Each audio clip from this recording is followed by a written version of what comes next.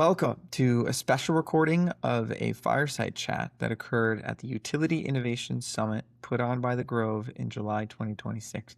The UIS, or Utility Innovation Summit, the acronym will catch on at some point, is an event series dedicated to the conversation of how innovative technology tangibly gets deployed to the grid. This series happens in Philadelphia and will continue to happen in the Mid-Atlantic area. So a lot of the topics are specific to the Mid-Atlantic. And the biggest RTO, ISO body in this area is, to those in the industry, obviously, but PJM. And so it seemed silly to have a conversation about this without getting weigh-in from PJM. So this is a conversation with a Philly representative of PJM. He's been at the company a long time, and I really enjoyed interviewing him. I really was impressed by the questions that we got from the audience afterwards. We got to hear what I believe is an increasingly rare human take from PJM on things like innovation in the grid, how a marketplace like PJM supports it, what they can and cannot do, narratives in the world and in people's understanding of PJM about what they do and what they don't do. It was very eye-opening, and I learned a lot about their role because they are very pivotal, but understanding how and in what ways they are not pivotal, I think it was just as important in the deployment of innovation to the grid. So thank you to our sponsors, Clean Tech Growth Lab and Craze and Friends, and I hope you enjoy. All right. Well, thanks again. Thank you again to the speakers of the first panel. Thank you again, Tempest, for coming out to moderate this. We had PJM mentioned. If you guys were listening closely, we had PJM mentioned a couple of times in the last panel, and it is because they're one of the most important organizations on the planet. So before I get started, I just want a little introduction of yourself, and we can do a PJM. Sure, thank you. And thanks for having me. As you may have noticed, I'm not Craig Glazier. So if you were here to see Craig, unfortunately, he had a medical issue, and I'm stepping in for him. So Craig's been in the industry for decades. It's impossible for me to fill his shoes completely, but I'll do my best and hope for Craig's quick recovery. So my name is Stephen Bennett. I'm Senior Manager, Government Affairs at PJM. I do state government affairs for the RTO. I've been in the industry, I just realized, about 3 decades. So I've been different aspects of the energy industry, mostly on the competitive side. I actually worked for Exelon and PPL. So I've been employed by both of the two of the 3 speakers from the previous panel. Civil engineer by training at the University of Maryland, and then an IT career that was focused on the competitive energy space. And then I did what every engineer and IT person did. I pivoted into government affairs, leveraging my soft skills. So what we do at PJM is a little bit different from a government affairs perspective. We're not lobbyists in the traditional sense. We don't try to influence policy. I'm not out there whip counting a vote or anything like that. Really, it's mostly an education and liaison role, where we're just trying to make sure policymakers understand how the competitive retail market works, how the competitive wholesale market works, how the grid works, which is sometimes difficult to get people who don't think about it, the complexity of what it takes to keep the lights on. But that's my job. So. Yes, and yes, we know Craig is not here, but the introduction and then our conversation a few days ago about this, I'm still equally excited that you're here. So what the mission of these summits and the mission of the Grove is to really get at the details of how climate tech is deployed tangibly into society. So we're here to talk about electricity, the grid. We have a panel with climate tech founders, with utilities. And so what I want to do is I want to start at just a general description of what PJM is, understand PJM's significance, but also their position inside of management of the grid, deployment of electricity, innovation, things like this, and then we can get into the details about things that you guys have worked on, things that have worked and have not. So we could start with just your best description of what PJM is. Sure. So PJM, it was mentioned before, PJM is an RTO, a regional transmission organization.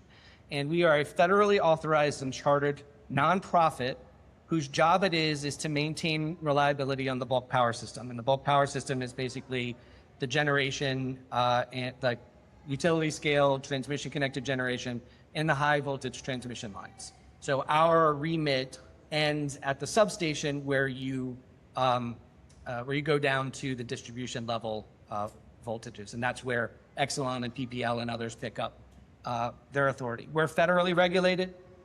Your local utility is state regulated. We, again, nonprofit. We own none of the infrastructure. We have no vested or financial interest in any of the generation or transmission or any of the technology that's on our system. So I am not enriched, nor is my family enriched if we run solar or coal or nuclear or gas or anything like that. Not allowed to own stock or financial interest in any of our members. We are a member-driven company. We have an independent market monitor. We're actually a transparent organization. Now, I think a lot of people would maybe raise an eyebrow when I say that. We're a complex organization, but we're transparent. Our governing documents are all available online. We're federally regulated by the Federal Energy Regulatory Commission. Everything that we do faces federal scrutiny. We're a member-driven organization. We have thousands of members. Those are the entities that help us push forward change and evolve in the marketplace. But again, our job, our mission, what we do, when I wake up and when my colleagues wake up every day, our job is to keep the lights on. Reliability is our mission. And we use the competitive marketplace to add cost efficiency to that mission. So keep the lights on, literally. Literally. And so if you'd mentioned RTO, is that correct? Yeah. RTO and ISO, are these the same things, just different names? Yeah, basically there are some like fairly nuanced legal distinctions between the two, but for the most part and for practical purposes, whether you're New England ISO, New York ISO, Mid-Continent ISO, or PJM, which is an RTO, we're basically all the same. Got it. How many, just focusing on the United States for now, how many of these exist? That's a good question. So again, New England, New York, PJM, SPP, MISO, CAL-ISO. So I think 6, if I'm counting correctly. That's impressive. I would not have been able to do that. Okay, so then again, just so I understand correctly, so we have, depending on the type of energy generation, we can talk about that later, but energy is generated and then it enters your jurisdiction. And then there is a market for this energy that leaves a nuclear plant. Under your jurisdiction, it is federally regulated, so it is half private, half public market that the utilities then buy from you and then sell to us. Is that accurate? That basically. Good. So again, so we have member companies. Again, PPL and Exelon are transmission owning members. We have generation owning members. Let me back up. One thing I failed to mention, and I apologize, we actually serve the entire Mid-Atlantic region. So our footprint is all or some of 14 states, including the District of Columbia. So the other aspect of an RTO of like PJM is that we leverage economies of scale and regional diversity. So some of our states, like Pennsylvania, are restructured, meaning that there are transmission companies and there are generation owning companies, and they are separate. Some of our states, like Virginia, maintained the legacy vertically integrated utility model where the utility owns everything from generation to transmission to distribution. So for PJM, again, we don't own any of this, but our members agree to join PJM. So the transmission owning members, like Exelon and PPL, say, we want to be part of an RTO. They join the RTO, they sign an agreement that gives us the ability to operate their transmission lines. Not own, not maintain, but operate. If you are a generator owner and you come to PJM, you give PJM the authority to dispatch your generation. So every day you bid into our market and you say, here's how much energy I will give to you, PJM, for these prices. We take all of those offers and we say, how much energy do we need? And we dispatch generation to meet the need over the 24-hour day. And we actually do it on 15-second intervals. And we also then manage the transmission system to make sure that that generated electricity can get to where it needs to go safely. And you heard Eric talk about congestion, right? So we have to make sure that the transmission lines are operated safely, because if you push too much voltage through a transmission line, it'll burn up and it'll be out of service. And we have to manage that congestion, where we say, okay, in a perfect system, we would always run the cheapest generator wherever it is, but that's not always deliverable based on system conditions. So sometimes we have to take generators that are a little more expensive because those electrons can actually get to where they need.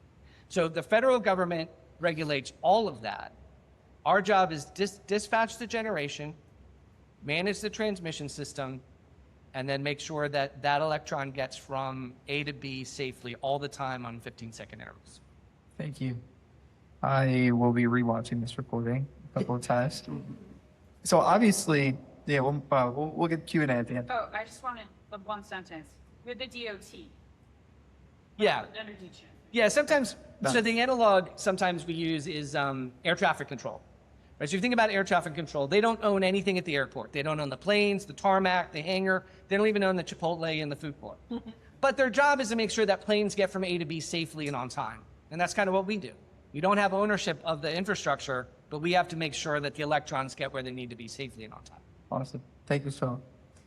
So, so then without getting into the details of it, because that's not the focus of these summits, these summits in the Grove, we're here to talk again. I'll say it forever until I die.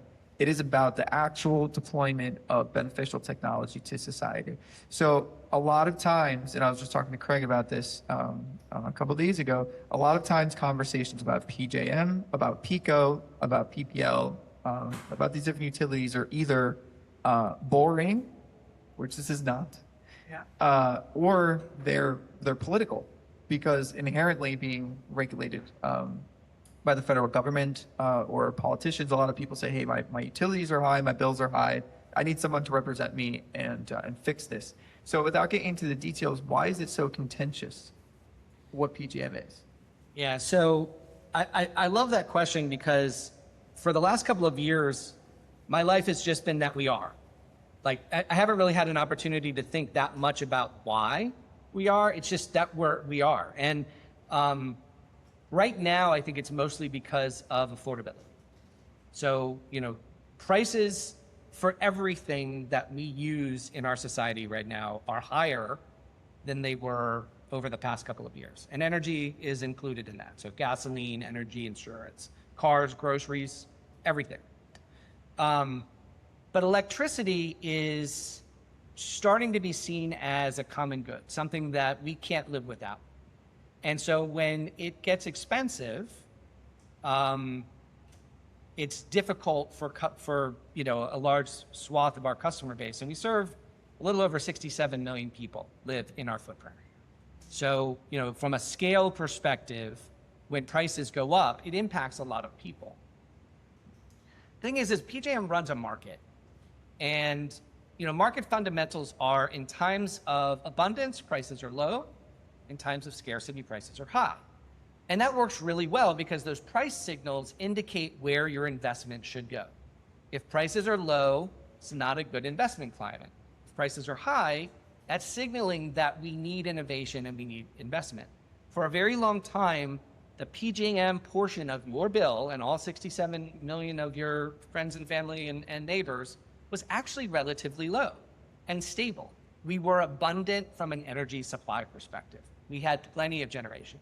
In fact, ironically, some of the critics of PJM right now that charge that we are not putting generation on the grid fast enough were critics of PJM having too much generation back in the early 2020s.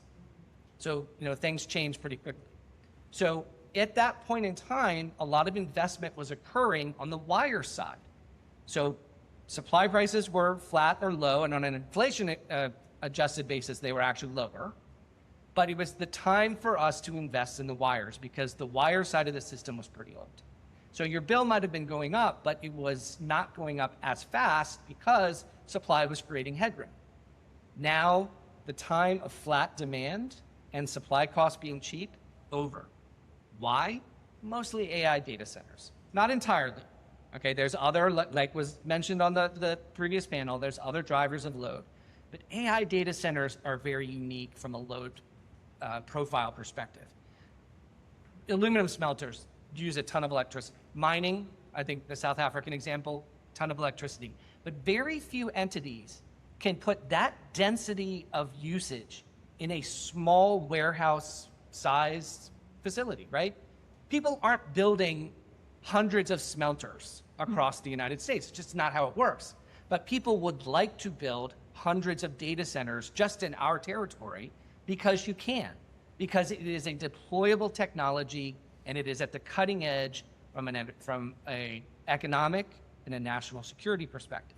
So what we're seeing is, and I'm probably getting into more details than Blake wanted, and I apologize, so I'll roll it back, is the supply-demand dynamic has changed. It changed very quickly. Our capacity prices, which is just one part of the bill, went from $28 one year, $270 the next year, to $333. Yeah. Now here's the thing. If that had happened gradually, people probably would have been able to manage it. But year-over-year price increases of that magnitude are, one, very difficult for customers to manage, and two, get political attention. So, if that's not the details, I don't I'm know what sorry. the details I'm sorry. are. No, that's okay. I think That was the engineer part of it. It's okay. It's okay. I have two questions for you. Quick one. You'd mentioned 67 million as under your jurisdiction. For scale, can you let us know relative to any other ISO or RTO how much that is? Spoiler, they're the biggest in the country. Yeah. I just took your answer. But are you the biggest in the world? Do we know that? That's a good question. I don't know that for sure because I know Australia, the whole country is, I think, one version of an RTO or whatever they call it there. I know we're the largest competitive wholesale electricity market in the world. I don't know if we have the largest population footprint. We certainly don't have the largest geographic footprint. I think in the United States, that's probably mid-continent because it goes from Manitoba down to Louisiana, through the center of the country. But from percentage of GDP that's generated in the footprint, I think population density and load and generation, I think we're easily the biggest in North America, if not. Which is important to keep in mind for this conversation, because when we talk about specifically PJM's role or how they're approaching innovation or how they're thinking about innovation, we have to keep in mind the significance or the scale at which they operate, and how that also gives you a lot of resources, but also I think would put you on the opposite side or towards risk adversity because you have so many people to serve. So can you describe what the interconnection queue is? Yeah. So PJM does not, we don't want to act as a gatekeeper to innovation. We certainly don't want to act as a gatekeeper, or at least not by fiat or policy. But we have the responsibility of managing the grid from an engineering safety perspective. When you interconnect any kind of generator to the grid, there is the potential for bad outcomes, right? So PJM and every other RTO has what's called an interconnection queue. And the idea is if you want to interconnect to the grid as a generator, as a supplier, you get in line. When it's your turn, we study the impact of what your interconnection, the impact of your interconnection to the grid. If there's no impact, you get your agreement, you move forward, and hopefully you move to construction, you put your projects online, and we have new supply. If there is impact, we work with the transmission owners like Exelon and PPL to understand what would be needed to remediate the impact. And then whatever that is, the cost is allocated exclusively to you as the developer, because your interconnection costs are but for. So but for your interconnection, we wouldn't need to build out the additional infrastructure. And so we're not going to allocate that to customers. We're going to allocate that to you as the developer, the person that's benefiting from interconnecting to the grid. Our old system that we just very recently reformed worked very well for 10 years when we had about 100 projects coming to us for interconnection per year. So imagine kind of the pre-renewable world of the energy, of wholesale energy, where you had big, 1 gigawatt centrally located, mostly natural gas plants coming online. So our queue process, where it was serial, it was first in, first out, we studied you, moved on, next person moved on. About 4 or 5 years ago, now I think about it, the clean energy transition started occurring. And we went from a couple hundred projects to several thousand projects. And quite frankly, our grid process, our interconnection process wasn't built for that. And so a bottlenecking occurred. And so if you wanted to get on the grid, you couldn't, because your study times were taking forever. Also, there was a nuance to it, and again, this is the detail, but if you were in line and you got studied, and then you decided that you weren't going to move forward, everybody behind you had to get restudied, because that changed the whole topology of the grid. So we were restarting our process all the time, and so nothing was moving forward. So we recognized that this wasn't going to work. We went to our members, we came up with a fix. We went to our regulator, they approved it. We implemented through about a 2 or 3 year transition period to work through the backlogs. It was about 300 gigawatts. So 300 gigawatts of nameplate generation in our backlog. That's more. We're a 180 gigawatt system. So we had almost double sitting in the backlog. We worked through that in 3 years, and just in April, we started a new process that should be much more efficient, much faster, and much more conducive to getting all projects on the grid within a year or two. So quickly, you said there were 300 gigawatts of backlog, and just for scale, again, the biggest wholesale electric market, at least in the country, if not the world, you said 180 gigawatts in total is what you rounded. That's right. Okay. When we're talking about the technologies like DLR or technologies like, I guess, would you describe the current innovation that you guys have just gone through, rehauling your system as an innovative technology? I mean, there were parts of it that were, a lot of it was process, but we are actually, to your question earlier, we're using AI. So we're working with Google Tapestry in order to try to see how much we can utilize AI to automate some of the study and analysis to make that move faster as well. So I think that part, yes. You hit the nail on the head earlier. I mean, when most people think about innovation, they think about Silicon Valley. And what's one of Silicon Valley's, rallying cries? Move fast, break things, right?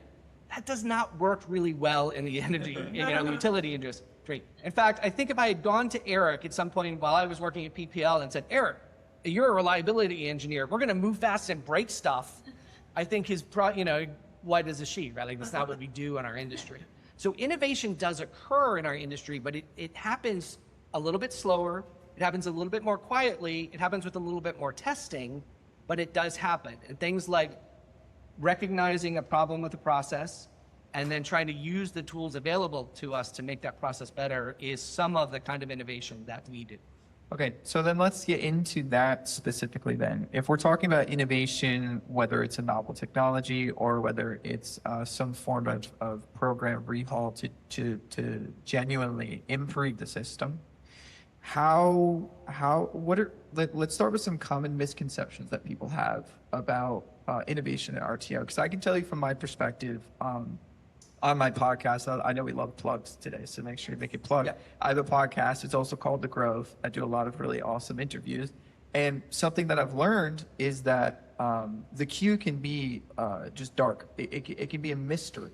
Like there's so many project requests. Some developers will put in 10 different requests in 10 different areas because they don't know exactly which one's going to get approved, and it creates a problem in the entire system. Yep. And so there's a company that I had gotten in contact with that was trying to use the technology to clear up the confusion in the queue and be more specific and have more clarity of data for RTOs and ISOs, but also other people applying to be in the queue so that everybody had a better understanding of what was happening. I don't know where that company's at the moment. They're Near Energy, if anyone wants to look into it. But anyway, so from this perspective, what is a misconception? I remember having conversations about something like Near and saying, oh, the things in our way are ISOs or RTOs. Right. Is that true? So I would say no, but I'm not an objective assessor of that. But so one of the things about the clean energy transition was there was a democratization of energy supply, right? To build a natural gas plant, you have to, have to be a pretty large, highly capital enterprise in order to build a natural gas plant. But to build a solar facility or a wind facility or a battery facility, it opens up the opportunities to a much broader field of participants. Now, when that happens, you're always going to get a mixed bag, for lack of a better term, of those entities. And some were highly diligent. They would actually do the research to understand where on the grid there was headroom that they could interconnect with the least amount of cost and friction. There were some that didn't do it at all. They just said, hey, I've got some land. This solar thing seems great. I'm going to see if I can interconnect. They didn't really understand the process or what it would take. And then there were some that said, you know what, I don't know where. I know I need to find a good place to interconnect. I don't know how to figure that out, but it doesn't cost me very much to get into the queue. So I'm going to do 5 different queue entries, despite having one project, and then just arbitrage where the best place to be is. But remember what I said, our old process, if you dropped out, we had to start the whole study over again. So if you put in 5 projects or 5 queue entries for one project, and that first one was not the one you picked, you were forcing everybody to get restudied again. Right. So we're not doing that anymore. We're doing it differently. Right, but I guess that environment creates a situation where from the outside people can say, oh, PJM is stifling the evolution of energy generation, where they're not putting up solar farms or wind farms and sticking to fossil fuels. But behind the scenes, this type of thing is happening. Because in the queue, we are talking about solar and wind and other deployments. Is that true? Yeah, so with the clean energy, so we went from a grid or an interconnection queue that was primarily gas to one that was about 90% solar and battery.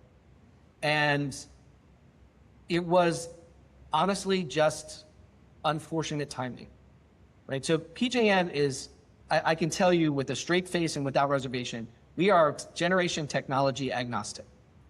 We do not care where the megawatts come from. They have to be safe, and they have to be available, and they have to be cost effective, and that's it. So whether it's coal, nuclear, solar, wind, hydro, geothermal, we don't care.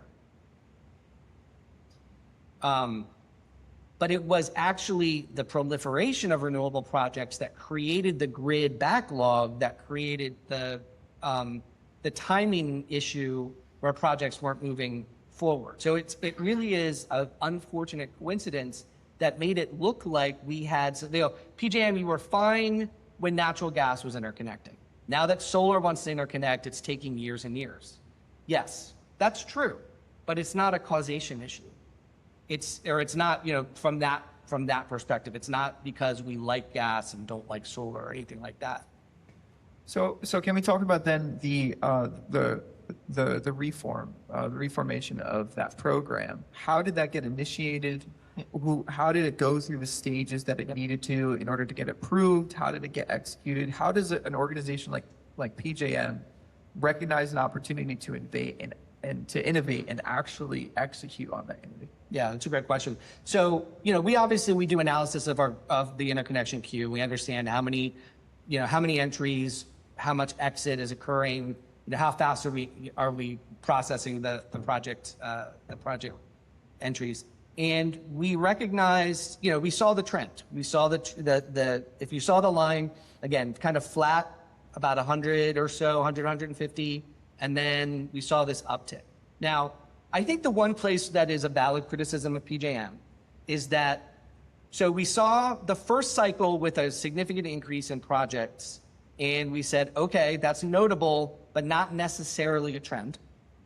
The second window, it increased more, and that's probably when we should have acted. We actually waited till the third window to verify the trend, and that lost us about probably 6 months. Once we fully recognized that this was, it's not anomalous, that this is the new world that we live in, we're going to get thousands of projects. There's a couple of things that we did. One, so we went immediately to our membership. Now, PJM, I could bore you for talking about details. I could bore you for hours about how the membership works at PJM. It's a voting structure. We have subcommittees, working groups, committees, membership committees. All of that goes to our board. It goes to FERC, so on and so forth. It doesn't move quickly, but in this case, because of the acuteness of the problem, we actually were able to come up with a solution to have the interim process to move through the backlog and then a new process that would be faster, more efficient. We got that through our stakeholders in about 6 months, I think, which is record time. So when you have 1,000 members, getting everybody to agree on something, and it was voted on with, I think, 90% support, which again, that doesn't really happen that much anymore. FERC approved it very quickly, and then we went right into the reform. We parsed it up into 3 stages because there was so much generation to study, and we worked through it as fast as we possibly could. Along the way, some of the other things that we did, and you mentioned it, we recognized that understanding where the headroom on the transmission system was important to try to help developers be more efficient with their queue entry. So we developed a suite of tools that actually allows you to go, and it's not, I won't say it's easy to use because the grid is kind of complex, but it's very available. If you're a developer, you can go on a PJM's website and for free, you can look and see where the best places to interconnect generation are. You can do that analysis before you enter the queue. We also have done some additional technology and software work to create a comprehensive package so that if you are a developer, especially maybe one that's new to the game, we have a package that will help you do everything you need to do for our queue process and manage it through one free system that we have. So then I want to, a couple more questions before we get to Q&A. But I do want to mention the DLR program that you guys, that PPO spearheaded and that you guys also implemented. So with a more tangible technology like that, instead of something like innovating on a program or an interim process, with a tangible technology that needs software and hardware like Eric's speaking to, what is PJM's role in the deployment of that technology? Yeah. So PJM really, from a innovation perspective and a technology, we're very much a platform. We're not really a driver, but for the fact that we do send price signals. But from the actual innovation itself, that almost always has to come from our members because we don't own the technology. We don't own the transmission lines. We don't own the generators. We don't play favorites to say like, oh, we think geothermal is super cool, so we're going to just interconnect geothermal. You know, we're by law not allowed to do that. So innovation like dynamic line ratings originates usually from our members. They get comfortable with that technology or innovation.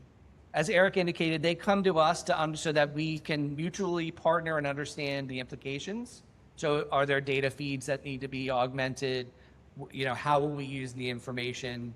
When we change our dispatch tendencies because we have more precise information on DLR, you know, what does that mean? How do we put that into our processes? Is FERC okay with it in some cases? Some cases, there's few times we don't have to go to FERC, but a lot of times we do. And so that innovation comes from in talking about things I think people maybe don't understand or misunderstand about PJM. We're not the gatekeeper on that. We can't, DLR is something called GETS, Grid Enhancing Technologies, or ATTs, Advanced Transmission Technologies. There's a lot of focus on that because we need more transmission capability. And things like DLR, advanced conductoring, you know, some of the ceramics and things that you can use to push more voltage through the lines, really, really interesting times for that technology right now. People get upset because there's not a lot of ATT or GET deployment in PJM. And the critics come to us and say, PJM, why aren't you deploying ATTs? They're these great things. They're going to, you know, revolutionize transmission. You're going to be able to push so much more energy through existing lines. You won't have to greenfield new towers through my orchard or through my favorite forest or whatever. We can't mandate that. That's not within our remit. We are not the ones that tell PPL and Exelon and PSE&G and Delmarva that they have to use ATTs. They look at their system. They innovate within their system because they're the owners of the technology, and then we can act as a platform for which then that technology can be implemented And if it is implemented successfully like PPL's DLR program, the good thing about being such a large platform is then that signals to the risk-adverse community in which we operate that they can adopt those technologies as well. So then the appetite for these new technologies comes from utility up to PJM versus PJM the other way. That's right. It comes from, and it doesn't have to just be, you're right, but it doesn't have to just be utilities. It's the independent power producers. It's the demand response producers. I think virtual power plants is a place we're going to see a lot of innovation coming forward. That grid flexibility, I can't remember who mentioned it, but grid flexibility, right? Being able to put more empowerment on the user side. We just had probably the hottest weather that PJM has ever seen a couple weeks ago. Literally, I think our meteorologist said, and I don't understand all the details, but like the duration and the absolute temps, hottest time in PJM's history. We leaned very heavily on demand response to be able to get through that period reliably, right? So somebody else said it from an emissions perspective. From an emissions perspective, the best watt is the one you don't use.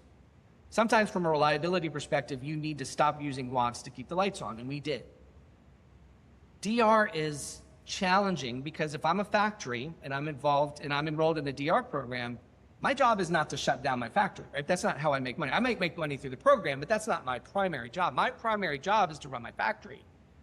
So a couple of years ago, if you were a DR participant, you probably weren't getting called on that much. But as we've seen grid conditions tighten, reserve margins go down, weather get hotter or colder in the winter. So we're getting close to, we're a summer peaking system, but winter's not far behind. You're being called on more and more. And so the calculus of whether I can continue to be a DR participant is changing because I can shut my factory down 3 times a year, but maybe not 10. VPPs take out the human element of it. They make a systemic, they create a systemic DR platform where it's, you sign up and now it's systemic and it's more of a push button and you have the ability to leverage all these different technologies out on the grid, batteries, smart thermostats, smart water heaters, backup generation, and then you can actually have something that's even more reliable as a DR pod. So something that I'm thinking about while you're speaking is when we talk about innovation, generally speaking, why we're all here is because it's difficult in this segment. What drives innovation is incentives. If someone is incentivized to find a novel technology, then the risk appetite is greater than normal. So what I want to understand, I was having a conversation a few days ago about this incentive structure of utilities specifically for introducing new technologies. Because if I understand it correctly, utilities, they make money on what they built themselves. And so if there is something that is not financially aligned with their incentives, then they are not, they're not structured in a way where they have a high appetite for innovation or are rewarded for pursuing innovation, if I understand it correctly. So from a PJM perspective, what are your actual incentives to adopt and make the system better? Right. So it's a little bit different. Do you remember I said before there's restructured states where generation and wires are separate. Then there's legacy vertically integrated states. Let's stay on the restructured because we're in Pennsylvania, it's restructured. So if you are a utility, if you're First Energy, because they're not in the room. If you're First Energy, okay, you do get paid based on what you build, right? So you are regulated by the state, you build your rate base, you get reimbursed for that rate base plus a agreed upon profit, right? So that's how that works. So that works really great for natural monopolies like transmission and distribution. You have a regulator that makes sure that everything that's built is used and useful, and that things like gold plating and stuff like that isn't happening.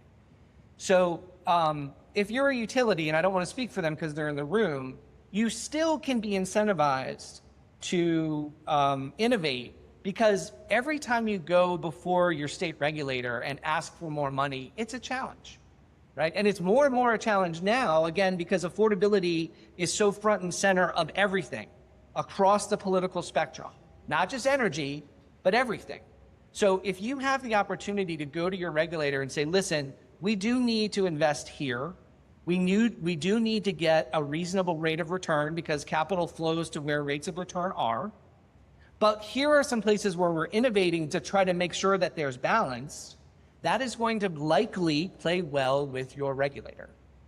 Now, on the other side, in the restructured generation business, there is no, right? Like, you are absolutely incentivized to be as efficient and innovative as you possibly can, because you only get paid if you run. So in the restructured model, if you own a generator, if you're not the cheapest one out there, you probably won't run. If you don't run, you don't get money and you go out of business. So the innovation comes from, one, the competition, that you only get paid if you run, and two, the price signals. Right? So the innovation incentive in PJM on the supply side is in the price signaling. When our price signals are high, it means there's scarcity, there's need for investment, there's need for innovation. So if you can find the new way to take advantage of, now that's a negative connotation. If you can find a new way to become the most efficient provider, if you can find a way to make that data center use less energy, you're going to save a lot of money or make a lot of money because we are in scarcity pricing. And that's where our platform works as incentives for innovation on that side of the bill. Got it. Whew. I think we're going to convene back here in 2 weeks. It's going to be midterm on everything. I do think I could teach a two-year program, like an associate's degree on PJM. I don't know if I could teach it, but I think there could be one. I don't know. I feel like Maybe four. Maybe a four. Anyway, so again, before we open it to Q&A, I got just two last questions for you. So it's more about your personal journey. Why are you doing this work, and why is it important? Okay, that's a curveball. I wasn't expecting that one. So, I'll be honest, I fell into the industry. I worked for Accenture, again, doing the IT stuff. And my second project with Accenture was at ISO New England. And so back in the late 90s, IS New England was forming an ISO the same time that California was. California was a little ahead, but they were running into some delays. So actually, for a little while, we were racing to be the first RTO or first ISO in North America. California ended up winning.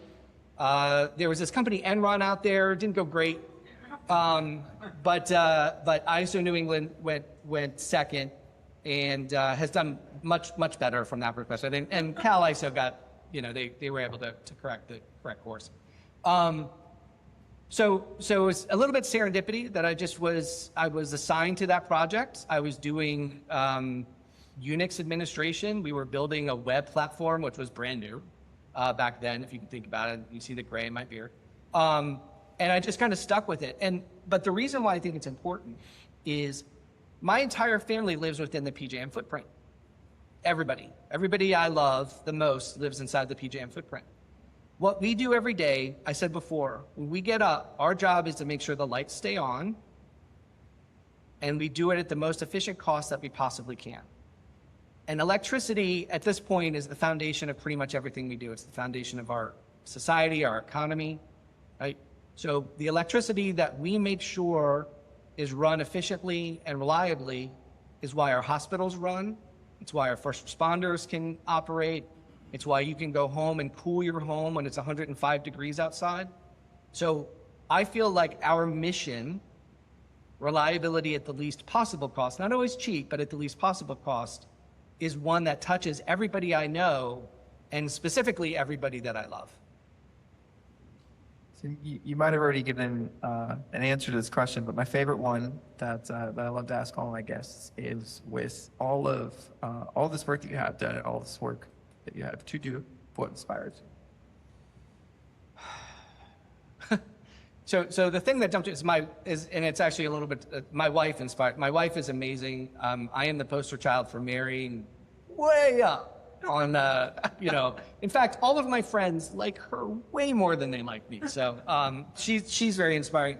I think from a professional perspective, though, again, you mentioned it, PJM is, so when I joined PJM, I think I just finished my 8th year. I knew that it was subject to criticism, but I had no idea of how significant and sometimes vitriolic that criticism was.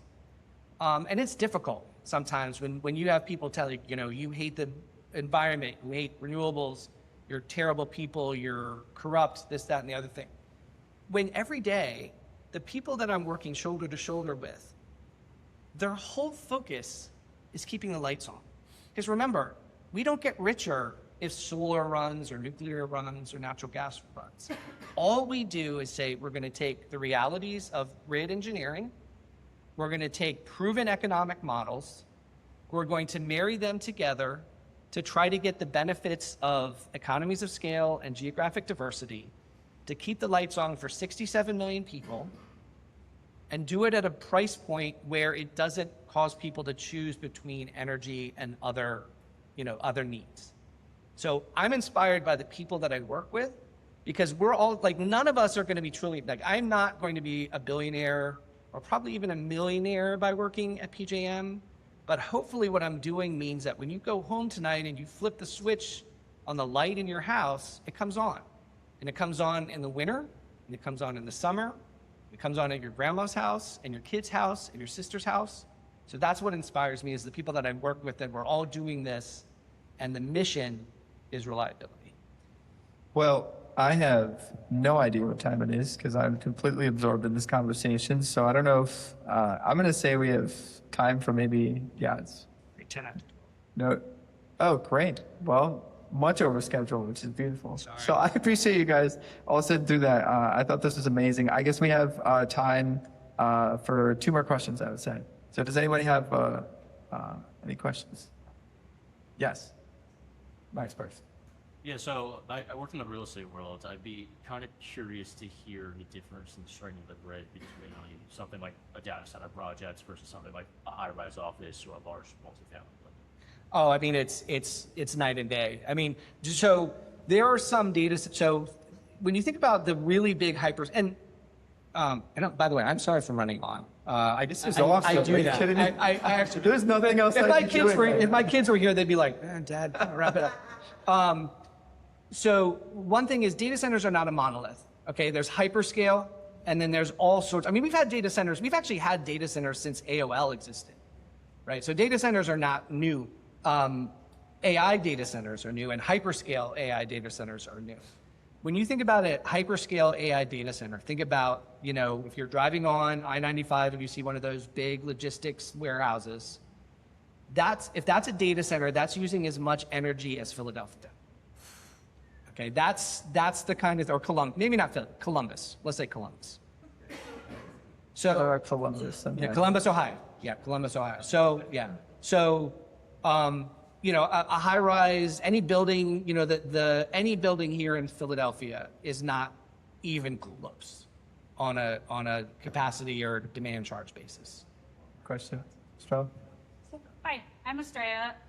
You had mentioned one of the Silicon Valley mindsets of move fast and break things, but another Silicon Valley mindset is holding strong ideas lightly. Do you feel that that is something that the utility world and PJM does adapt? Do you have that mindset already? Is that the type of mindset that you can adapt? That's not just the move fast and break things, but there are other, I guess, cultural constituents to the Silicon Valley ethos that might be applicable to rolling out new culture. Yeah, I appreciate the question. I think it's a bit of a mix. at PJM. And again, I used to work for them, but I don't now, so I don't want to speak for the utilities. For PJM, there is a strong concept that we will never give up. And again, and beating the horse a little bit here, it's reliability, right? So innovation, PJM can be a platform for innovation, but it is a rigorous taskmaster on reliability. So bring your new generation technologies, bring your new DR, bring your VPPs, bring your whatever. But if it doesn't add to reliability, and if it doesn't do it at a cost-effective basis, it's not going to survive. So we're totally open to new technologies, completely 100%. I would love it if one of you figured out fusion tomorrow and solved our problems, that would be outstanding, right? So we don't, pitch conference or pitch competition. So again, we are agnostic to where the generation comes from. We are agnostic to the technologies. We have states that love renewables and want to be completely decarbonized. We have a state that gets mad if we don't run coal more, right? So, I mean, it just, and that's cultural and political and societal, part of their society. So I think reliability, we will never give up. We will never hold lightly. But how we meet that reliability, we are completely open to innovation as long as it's proven that it can come on when it's called for. Well, thank you for the question. Well, I hope we made, yeah, why not? Let's do the last question. Yeah, can you explain, I guess, the process or the approval time for behind the meter versus front of the meter interconnection agreements? So a little bit. So if you're behind the meter, you're most likely probably dealing with your local utility, and it's going to be distribution level and not within our remit or jurisdiction. So actually, probably Eric might be a better person to talk to about that. Okay. All right.